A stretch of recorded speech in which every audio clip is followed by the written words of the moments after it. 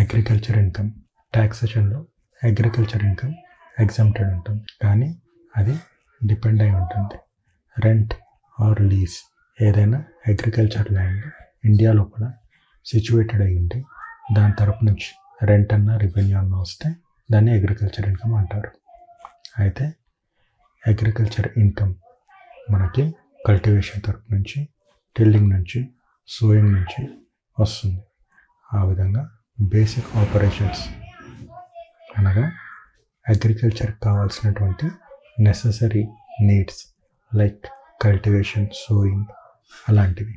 Subsequent operations అనగానే agriculture goods వచ్చినప్పుడు వాటిని మ్యానుఫ్యాక్చర్లో పెట్టడం కానీ లేదంటే వాటిని సేల్ చేయడం కానీ దాన్ని సబ్సిక్వెంట్ ఆపరేషన్స్ కిందకి తీసుకుంటాం. దాన్ని బట్టి అగ్రికల్చర్ ఇన్కమ్ అన్న బిజినెస్ ఇన్కమ్ అన్న డిఫరెన్షియేట్ అవుతాయి. ఒకవేళ రబ్బర్ అనే గూడ్ చూసుకున్నట్లయితే 65% అది అగ్రికల్చర్ ఇన్కమ్ కిందకి వస్తుంది, 35% బిజినెస్ ఇన్కమ్ కిందకి వస్తుంది.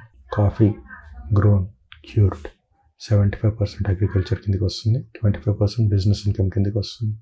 అదే కాఫీ రోస్టెడ్ అయినా గ్రౌండెడ్ అయినా ఉంటే 60% అగ్రికల్చర్ ఇన్కమ్, 40% బిజినెస్ ఇన్కమ్ కిందకి వస్తుంది. టీ 60% అగ్రికల్చర్ ఇన్కమ్, 40% బిజినెస్ ఇన్కమ్ కిందకి వస్తుంది.